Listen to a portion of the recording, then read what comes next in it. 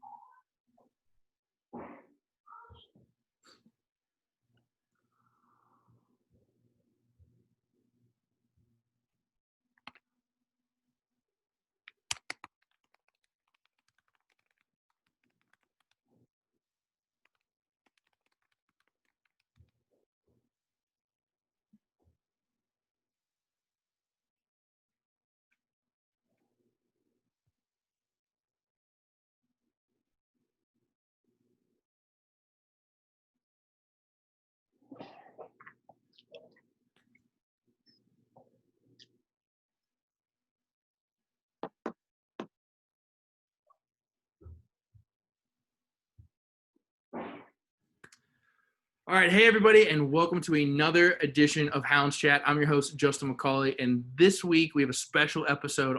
We're going to be flashing back to the Miracle on the Mon. It is its 5th anniversary this Saturday on May 30th, and all week we've been flashing back to 2015 and getting you geared up and prepared for the live re-showing on our YouTube page this Saturday at 7 p.m. So tune in for that and it is going to be – it's a fantastic game. No matter how many times you watch it, you get, caught up into the moments and the excitement of the game, and it's going to be a real treat.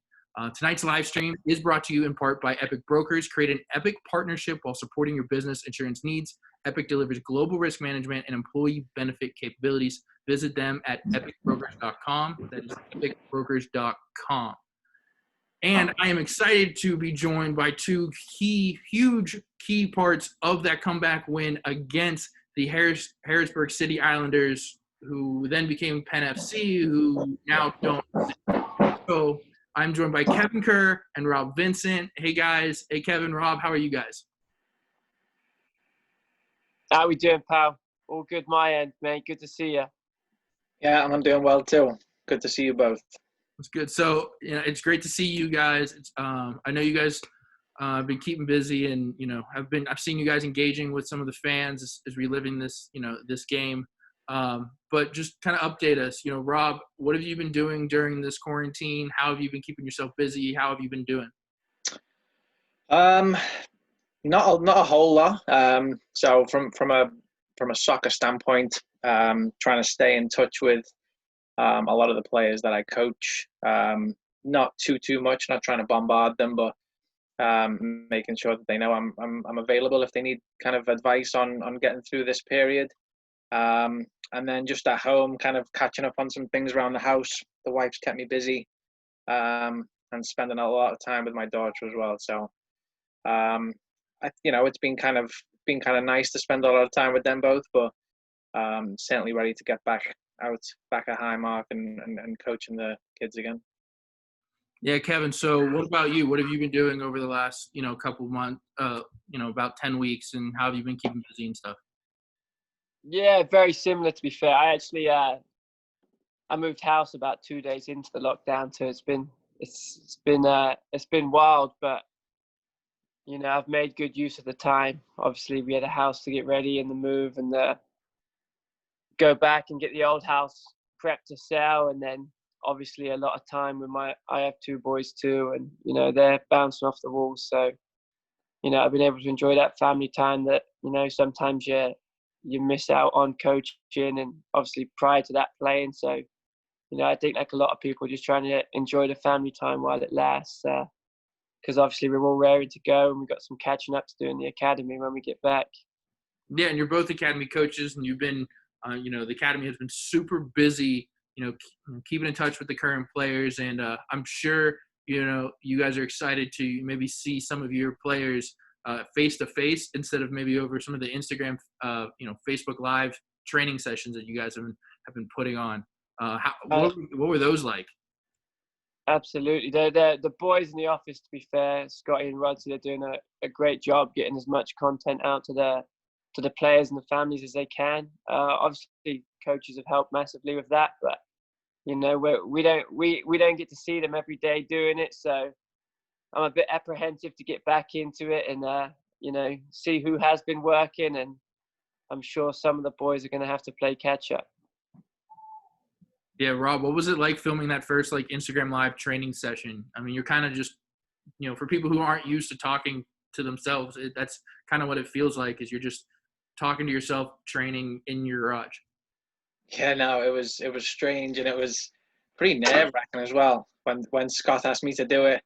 I knew it was something we needed to do as coaches. And I think once you start doing it, it's fine, and you realize that you're doing it for the kids and their benefits. But it was certainly a little bit nerve-wracking. I mean, I don't even like seeing myself on camera now, so I definitely won't be watching them back. But hopefully it benefited the kids and gave them some ideas. And who knows, maybe they like seeing us during this lockdown. Maybe they like seeing what we've got to offer.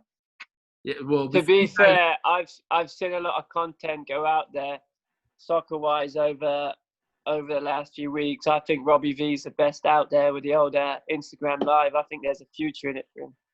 Yeah, he's good. I mean, you definitely watch his sessions, and it feels like he's right there, which is exactly what you want. Yeah. Same with you, Kevin, as well. His touch doesn't look like it's what it used to be, but his sessions are fantastic. Well, before you guys were coaches, you were players with the Riverhounds, and that's a big reason why you guys are here. Is it's the 5th anniversary of the Miracle on the Mon. So before we dive into some of the specifics, just give me one word to describe, what you remember from that game. Kevin, you go first. Yeah, for me, it's my most memorable night in football. So I guess if I had to pick a word, it'd just probably be memorable. Even when I look back on my 7 years, it's always it will always be the moment I flash back to first. So yeah, I'm looking forward. I've actually never watched the full game again, so I'm looking forward to it this week. Rob, what about you? One word. Yeah, I mean, for lack of a better word, just unbelievable. I think it's hard to explain to somebody. I think if you were trying to explain to somebody who didn't know what had happened that night, they'd probably think you were, exaggerating or maybe bending the truth a little bit. But now you truly do just have to see it to believe it. And I guess, we're both grateful that we could play a part in it. Well, before that game took place, the week started off crazy to begin with. You guys had a game against Tampa Bay earlier in the week that finished unbelievable to just start off.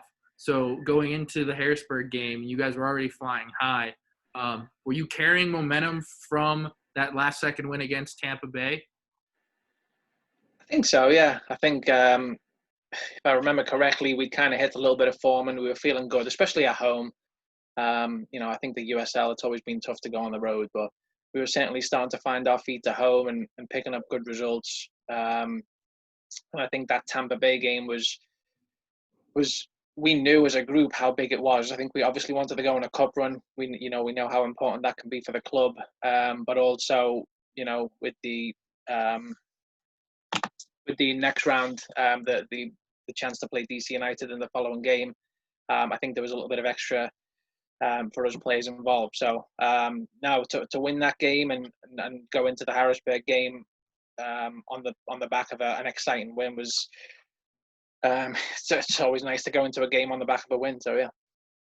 Yeah. So Kevin, that game finished in you won that game in extra time. Coming into the following game against Harrisburg, who is a rival.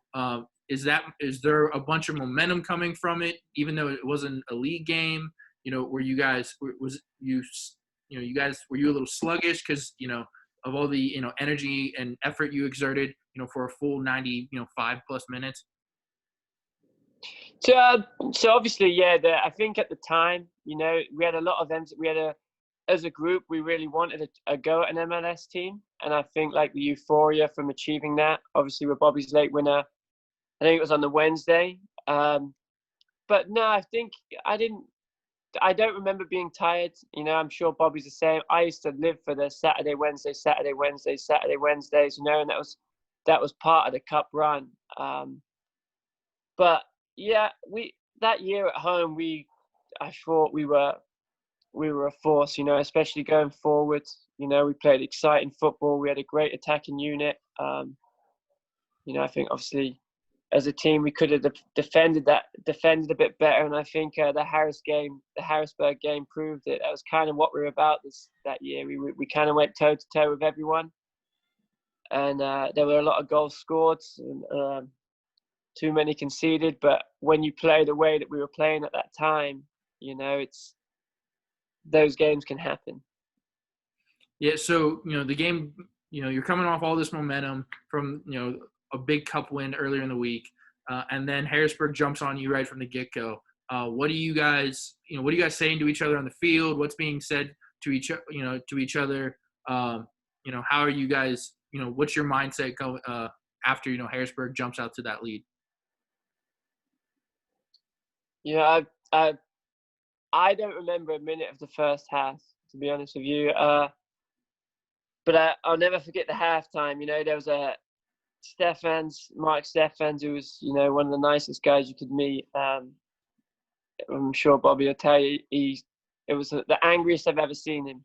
You know, there was laundry bins, there was balls flying everywhere. It was a memorable halftime team talk, put it that way. But fair play to him. He knew what the team needed, and obviously, the way he normally was, he was much calmer. So it was good management on his point. He saved those kind of halftime team talks for when they were really needed, and he obviously got the desired reaction. Yeah, I think agreeing with what Kevin said, I don't remember too much of the half, but it and from what I kind of remember vaguely, it was strange because the 3 goals went in pretty quick, and I think it almost caught us, not by surprise necessarily, but I think it took us maybe 5 or 6 minutes to just kind of realize what had just happened to us. So I think we went in at halftime knowing that we were probably going to get the hairdryer treatment, and we definitely got it. And like Kevin said, the fact that Mark was a relatively calm coach, you knew when, we knew we went, that the half was unacceptable, but we certainly went out into the second half knowing that we needed to just respond, not necessarily with goals, but just with a performance and a little bit more to offer. Yeah, so you fight all the way back. You get it to 4-3, and what are you guys saying to each other? You get that third goal goes in. There start to get some life comes back to Highmark Stadium. What are your thoughts right after that goal goes in? That third goal goes across the line. Well, we kept getting within 1, and then they extended it to 2. So I think we got to 3-2, and that's when you're thinking, all right, we've got plenty of time, to find an equaliser. And then the 4th goes in, and then we do get it back to 4-3. And again, you're thinking we can find the equaliser. And then they scored the 5th. And, I'll speak for myself. At this point, I didn't think there was any way we were getting anything out of the game. I know a couple of the other lads have said that they always felt we could get something out of it. I didn't at that point. And as a player, you don't stop trying. It's you never give in. You always try and run, and you always try right up until the final whistle goes. But I think in the back of my mind, I never thought that we'd get anything out of it, probably until we got the 4th. Pulled it within 1 again, and then you're thinking maybe we can make an equaliser in injury time. But at 5-3, I distinctly remember thinking that the game was done. Yeah, Kevin, what was your thoughts when it's 5 when they pulled away to go up 2 to make it 5-3? After you're just being close, like Rob said. What was going through your head? No, I agree. I think we scored early in the half, and the belief kind of grew from that. Obviously, 3-1, you think you're right in it. And Harrisburg, to be fair to them, they met us halfway. They came with the same game plan we came with. They wanted to attack, and they were vulnerable at the back.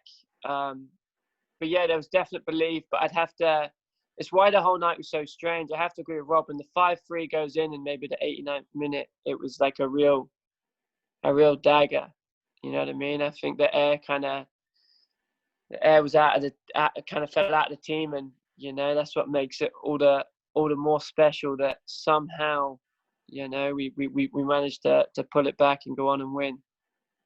All right, so extra time starts. I guess the first question is, you guys continue to score goals throughout the whole season. Second in the league in goals scored. You put 53 in the net. So there was definitely in that back of your mind, you had the offensive power there. But have you guys ever in any of your games in your career been able to have that kind of comeback in extra time? Sometimes you only get 2-3 minutes, and it just felt like extra time kind of kept carrying on to allow, the craziness to happen.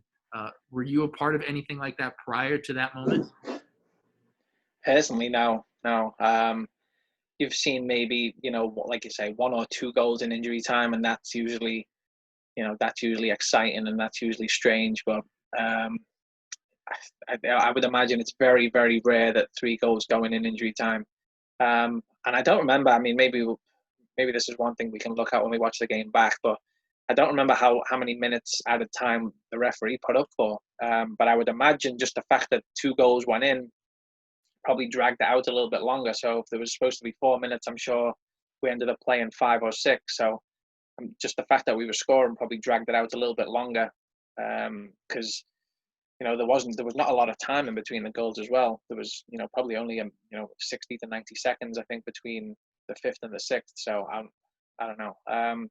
But no, I think like Kevin said, that's what makes the night so special, is that the chances of it ever happening again are so small. But yeah, I mean that's the crazy part of it. So let's walk through the 4th goal to bring within 1. Right into extra time. It's off a free kick. You're pushing. Willie goes up for the header and he gets undercut right on the edge of the box. There is the initial thought like, oh man, why were like another yard, maybe a penalty kick? What's going through your head, Rob, as you guys are setting up for that free kick? Are you thinking, do I make a run here? Do we just hang back maybe for a rebound? Like, is Kevin going to shoot? Were you guys talking to each other? What was going through your head specifically as that free kick was getting set up?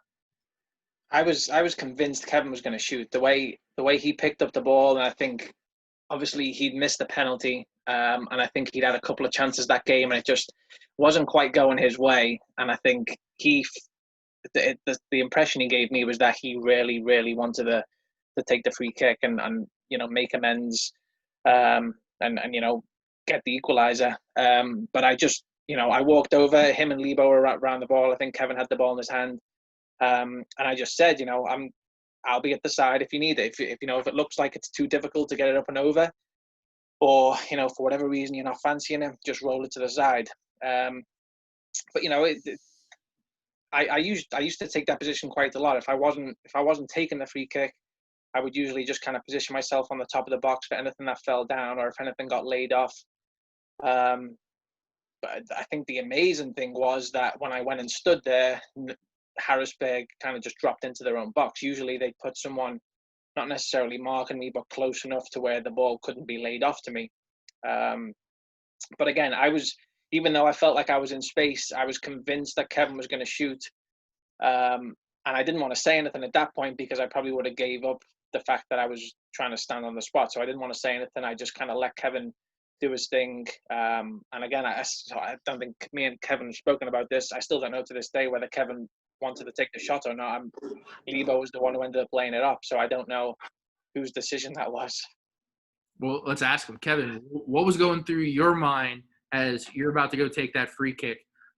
Yeah, Bobby's spot on. I mean, I don't know if he has to bring up the missed penalty. I don't know why he's brought that up, but there was definitely a bit. Like you said, it's well documented that I didn't have a very good game that day. Fortunately, no one remembers it, but no, it was strange. Obviously, Bobby was on fire that year, and I don't even know why I'm over it. And obviously, Lebo's looked across, and No one's paying any attention to him. You know, and it may well have just been Lebo. You know, he's a top player. He's a smart boy. You know, he's seen it. He may have just seen it as well and just slid it across to him. And, you know, Bobby's done the rest.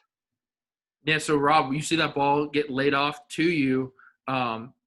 Is your first thought just like let it rip? I have an alley, let's go with it, or eyes get wide? What was your reaction when you saw that you were hitting the ball? Pretty much, yeah. Yeah, any time I got in that position, it was always just make a clean as connection as possible. You know, I didn't pick out a spot or anything. It was always just hit the ball as hard and as clean as possible. You know, and very rarely do you strike a ball and it goes perfectly straight down the goal, like into the goalkeeper's hand. Usually it bends one way or the other. So fortunately, it kind of swerved away into that right corner. But yeah, that's pretty much it. Like I said, I was waiting there. I wasn't 100% sure whether it was going to get rolled or not. And if you watch it back, I'm a little bit on my heels when Lebo plays it, and I just have to kind of react quickly. So I think that almost helps me, the fact that I don't overthink it. If I knew the ball was coming, I may have been running, you know, scenarios through my mind. But the fact that I was kind of on my heels a little bit, and then Lebo played it, I just had to get after it as quick as I could. And again, just make a clean connection and hope for the best. And it was an absolute rocket into the top corner. It looked like that's exactly where you placed it with the way, you know, the seas parted. But and then you see the ball go into the net, and do you just black out? Mind goes blank? Yeah, that's one of those celebrations where you're not really thinking. You're just doing. You know, it's just running to the corner, the nearest corner. You know, if you plan those moments, it's probably one of those where, you know, you turn around and run to the Steel Army, or, you know, you do something like that. But now it's just pure running off as fast as you can, probably screaming, yelling, trying to drag everyone into the corner with you. But at that point, you think, well, we've rescued a point, job done. You know, we've done the impossible, because like we've said, you know, 2 goals in injury time is highly unlikely. So at that point, we're thinking, yeah, we've done it. We've done what we set out to do. Get back into the game, take a point, and you know, you think the game's over and you've done what you needed to do. Yeah. So Kevin, what's going through your head? You see, you know, you guys tie the game up. You guys, you know, draw it out, and you go back to that free kick, knowing that there's still. Did you know that there was a bunch of time left? Was it like, hey, pedal, like put the foot down. Let's see if we can get the win there. No, at the time we would we'd have bit your hand off for 5-5. You know, it's criminal that Harrisburg ever let him stand there wide open. You know, but it's some strike from Bobby, and like I say, we a 5-5 would have felt like a win. You know what I mean? And we celebrated it like it was, and you know, we were delighted. Realistically, I thought it would have been close to the last kick of the game. You know, as you so often see with those late goals, that as soon as they kick off, they blow the whistle. But you know, we managed to get just enough time to go and nick one. Yeah, and you know, you kind of pushed, and you had a couple opportunities. You take that throw in off the side there, and you have some room. You had room initially before the throw in to come down the near side for a cross, and they kicked it out of bounds. So when you come back in, were you looking for that give and go, Kevin, or were you looking just to like send it into the box, or just try to get it into the box into somebody who's open? Yeah, I remember breaking down, and then just the ball went out of play, and obviously I wasn't on throw and but I remember just grabbing it, thinking, right, we're in their ends, we've got a good amount of numbers, let's just get the ball back in play. You know what I mean? Get the ball back in play and just drive. And I couldn't tell you what was going through my mind, but you know, Lebo's done well to pick up a great spot, and you know, obviously we've gone for the 1-2, and it's some pass back from him. You know, he makes it look easy, but it's not an easy set. And yeah, and it's worked out perfectly. They were slow to get back. I think as soon as the 5th goal went in, the 5-5 went in, they were just desperate to get on the bus and get out of there. And I don't think they were ready for that extra 45 seconds or minute or whatever was played. So yeah, they were slow getting back, and we got to take advantage of it. And like I said, lovely pass from Lebo, and and we just had that time to get the winner. So I want to know what was going. Obviously, it was absolute mayhem when you scored that goal. What was it like? Did it feel like something was going to happen? Like whether when you were tying it up, or could you feel the anticipation in the stadium when that in extra time after you tied it up, or as you were pushing for that sixth goal? No, I felt like it was almost a joyous atmosphere. Like I said, that fifth goal felt like a winner. And if 5-5, everyone after being 3-0 down, everyone would have went home happy anyway. It would have still been a memorable night for the club. It just wouldn't have been as memorable, for me. Yeah. So Rob, when you're coming down the other side, you're kind of in the middle. Did you see the couldn't keep up? Did you see the 1-2 opening, and were you surprised at how open Kevin was able to get there, and how quickly he was able to get open?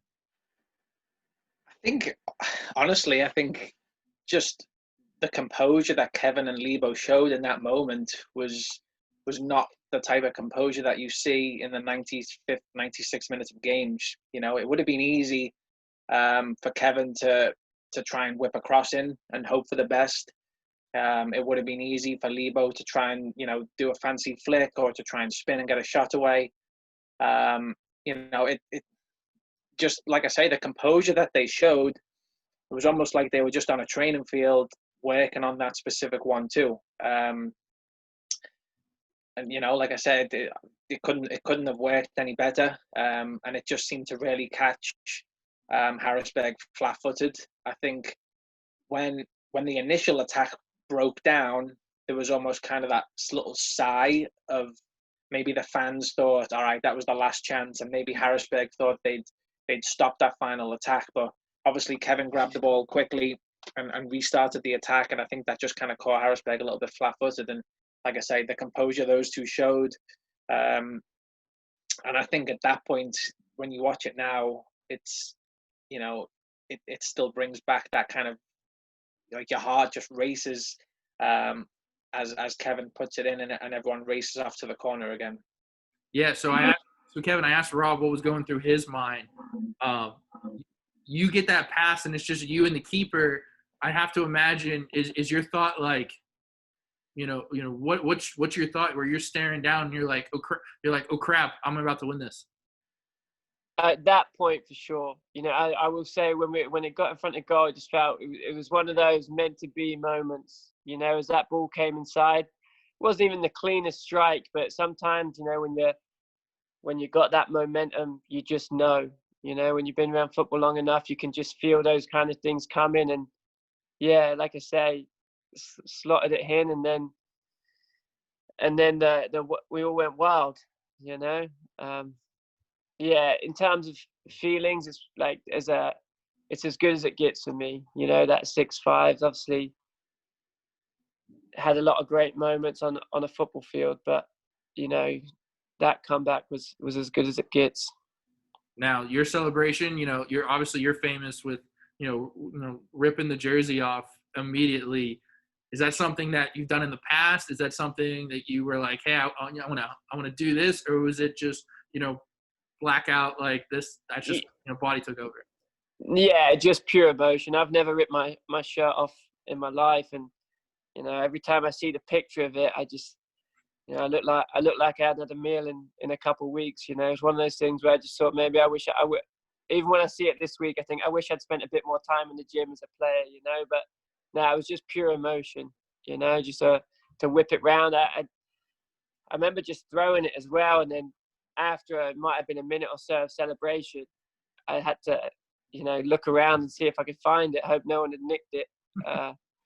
But fortunately, it was on the ground, and when it all calmed down, I got to put it back on. It was a crazy moment. I wish I would have been there for sure, but we had. I did reach out. We reached out and put out the question on social. What was your memory from this game? and we had some people respond. The one response comes from all the way from England, Daryl Vincent. I believe this is your dad, Rob. He goes, he watched it live on YouTube back in Liverpool, England. And because of the time difference, it was about 2 a.m. when the game finished. And he said he must have woken up the entire street between when the 5th and 6th goals went in. So your dad was still throwing the party, especially I'm sure when he saw your shot go in. So Hey, fair play to him for staying up after that first half as well. 1 o'clock in the morning, 3-0 down. That takes a lot for him to stay up and watch the second half. So maybe if I hadn't scored right at the start of the second half, he may have gone to bed. But no, fair play to him for staying up. He had the faith. He had the faith. And then Matt Geico, who was the play-by-play, broadcaster then as well as he is now, he says he remembers feeling the stand shake for the final 2 goals. And if you've been at, I don't know how many people have actually gotten to be in the play-by-play booth, but any movement or anybody walking, you can definitely feel it. And I felt it shake a little bit, maybe at the end against Indianapolis last year. So to have a full stand start jumping up and down, shaking, I'm sure my thought would have been like, oh crap, this is it. This is where I fall down. So like, this is where this thing tumbles. So he remembers just the shaking of the play-by-play, booth, as well as, we have one more person I want to shout out. Kim Dabo says that, without question, she remembers this sporting event. And she was at the Pirates wildcard game in 2013, and she agrees that her and her family agree that she hasn't seen a event or a sporting event like that game. Been some crazy memories throughout, people continue to share online as well, especially during the game on Saturday night as when we watch it back on YouTube. So, after the game, what's your guys' thought as a team, carrying the, it's been a crazy week, is this something where you guys kind of lock in and you're like, let's carry this? Is this a season kind of defining moment where you guys try to, lean in on what was an insane comeback and try to use that moving forward? I think you have, well, that's one of those nights where you just have to experience, like, you just have to live it up. There was games where, you'd maybe win 1-0, 2-1, whatever, just your average games. I mean, sometimes there would be that feeling of, all right, job done, Sunday off, back in on Monday morning. But I think there was too much of an adrenaline high after that game. I think you just had to soak it up. I probably didn't sleep that night. I didn't sleep well after games anyway, but I probably just had to relive that game over and over in my head, probably for multiple nights, in fact. But just touching back on kind of the fans as well, because I think when you watch that back now, that's what makes it so special for me, is when you see it, you have the cameras go on the Steel Army, the camera pans along the main stand as well. And I think seeing the fans' reactions, there's like certain people's faces who stick in my mind. And some of them are in shock. Some of them are just jumping up and down, yelling. I think that's one of the coolest things, to know that, yes, we were on the field and we were contributing in that way, but those fans played a big part that night. And, we could feel their excitement on the field, and to see their reactions is still pretty cool to see now. That's probably part of the reason why I still periodically watch it from time to time. Yeah, what about you, Kane? No, it's spot on. Like, there's certain moments you just have to enjoy them for what they are.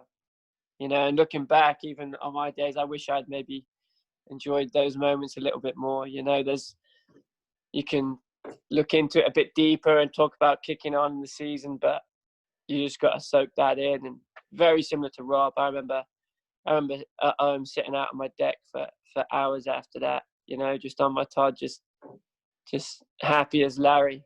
And obviously I do remember after the game sitting at my house. I didn't go on a team night, but I do remember exchanging texts with the boys into the early hours. Some of them were out and about, and others just doing what me and Bobby doing, just sitting and just enjoying it.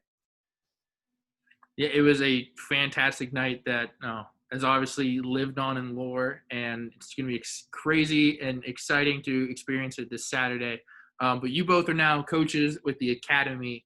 And do you think, how important do you think it is, for maybe your players are watching some of these old games? Are those learning tools? Is it important to, know the history of the Riverhounds and things like that? Is this something that you mentioned to, your boys and girls that you coach, or do you let them, experience it on their own? Like, how do you, relay your playing career? Yeah, I think for me, it's important for them to watch as much high level, soccer as they can, and high level soccer as they can. And we're always promoting getting them down and supporting the club. And yeah, I agree. I think like for the boys, the boys and girls in the academy, they're so passionate about it that it is good for them to know some of the history and some of the key games and some of the former players. And I'm sure there'll be a lot of them tuning in. One, just to see some good soccer, but two, they're passionate about the club, and it's a special day that, for those that weren't there, you have to think we have some young kids that were way too young to be there, or that may not remember it. So, hopefully they can watch it and enjoy, and, they can see that me and Bobby used to play. Yeah. So Yeah, I mean, go ahead, Rob. No, I was just going to add to what he said. We give assignments to the players to make sure that they're watching, and not just watching, but kind of understanding and analyzing games, because that's all part of the process of learning. And then obviously, watching the pro team as well, because that's all part of creating that tight knit culture that we want to create as an academy. So, I think nights like those are certainly a big part of the club's history. So it certainly, would helps. And, there's also that kind of underlying moral of the story of not giving up and playing all the way to the final whistle, which hopefully they can take from that as well. Yeah, maybe we get Scotty to design and draw a play up. We call it the Kerr, little 1-2 in the attacking third there. Or just, if there's a free kick, we'd just be like, just run the Rob Vincent, just throw the bomb in there, let it rip. But we'll talk to Scotty about it. Shut your eyes and hit it. Yeah, and hope. Yeah, we'll get him to lock that down. As teaching tools, because the academy's, if I'm correct, the academy's starting up here shortly as well. Correct? Hopefully. The signs are very positive, and obviously the club is first and foremost, everyone it needs to be a safe environment for everyone to come back. But as coaches, we're itching to get back at it. I can only imagine the kids, how they're feeling, the dedication and the effort they put in. Week after week, I'm sure that they've been driving their parents wild. So fingers crossed, it's good news this week, and we can start to slowly get back on track. Yeah. So Kevin, this is your first year as like a full-time head coach. I know you coached part-time while you were playing as well. So Rob, now that he's a full-time coach, is there any initiation into that full-time coaching? Then now that are you casting him as like a young guy? Like, are you gonna give him some crap? Nah, he's grandfathered in. He's been around long enough. In fact, he's put more time in than me. I spent my couple of years away, and he was still plugging away in the academy probably 4 or 5 nights a week. So he's put his hours in. He deserves it. He's all right. Smooth transition. Yeah.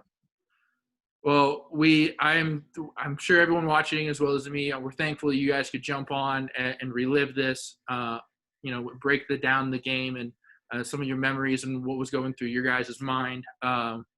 I know me watching it back, the only thing that goes through my mind is wow or what, and like just crazy adjectives that aren't safe to say on live TV. But so one of the things we're forgetting to mention that I'm sure always gives me great joy is obviously a good friend of mine and Robbie Daniels scores a goal of his life, and unfortunately the cameras missed it. So every year he has to look at it, and hear the commentators say that he's just scored a great goal, and to this day he's never been able to rewatch it. So that's always something to.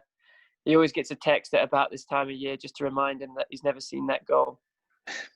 If there is no video footage, did it actually happen? Exactly. So we thank you. So we'll give you, last words on. So Kevin, give us your last words on, what that game. I know we started off with a one-word thing. Just last word or anything you want to, shout out or say to anybody watching. No, just obviously, a career-defining moment with me at the club. Night I never forget, and we touched on it. Massive respect to the fans. At 3-0, it's easy to beat the traffic and get home early, and then at 5-3, maybe even more so in the 90th. But for those that stayed out, I'm delighted that they got to stay and share that with us, because it was, like I said, it was a special night for the club, for the players, for the fans, and just really happy to have been a part of it. And like I said, I've never watched it back, and I'm looking forward to going start to finish this weekend. Rob, what about you? Last words, anything you want to, you can shout at anybody, any last words on the game, or, anything you want to say to everyone watching? Now I think we're just, like what Kevin said, I think we're lucky, we're lucky as well to have the, availability to go and watch it back. If, the USL has grown so quickly, and, the couple of years prior, 2013, 2014, games weren't recorded, not at the quality that 2015 season was recorded, and it was always hard to go back and watch them. All those games are still up on YouTube, but 2013 and 14, it was really hard to watch games back, and I'd be amazed if you could go back and watch them now. So like I say, we're just very lucky that we're able to go and watch them back, and those highlights are there readily available, to show the kids, to show the grandkids, and yeah, like Kevin said, it's just one of those, moments in your career. Definitely the most amazing moment of my career, and something that doesn't happen. Probably comes around maybe once every 10 or 20 years in soccer in general. So. Yeah, one last note from a fan. Josh Brokoff mentioned, he said Earl's goal lives on in all the memories of the people who were there to witness it. And every year, its retelling gets a bit more impressive, almost like in a game of. I know. I remember it from about 12 yards, keeper error. But apparently now, when you speak to Danny, it's a 25-yarder top bin. So yeah, with his right foot. Jury's out. Like I said, if there's no video footage, did it go in? It's the interpretation of the storyteller. But we thank both of you guys for joining us. You can follow both of them on Instagram and Twitter, and look them up. We'll hopefully get to see you guys down at a Riverhounds game here in the near future and down on the south side, the South Shore. But we thank you guys for tuning in. We thank everyone for tuning in. Again, tonight's live stream was brought to you in part by Epic Brokers. Create an Epic partnership while supporting your business insurance needs. Epic delivers global risk management and employee benefit capabilities. Visit them at epicbrokers.com. So we thank everyone. Remember, this Saturday, 7 p.m. on the Riverhounds at Riverhounds SC on YouTube. Tune in. We'll be reliving the 5th anniversary of the Miracle on the Mon. You get to see all the goals that we got to describe and relive that moment. So maybe crack a cold one, enjoy it, and maybe Chromecast it on the big screen and enjoy it. And leave your comments, leave your memories. Let's try to relive this moment like it's happening right here, right now, 5 years later. So thanks everyone for tuning in. Rob, Kevin, thank you so much. And we will see everybody next week. Let's go Hounds. Cheers, Justin.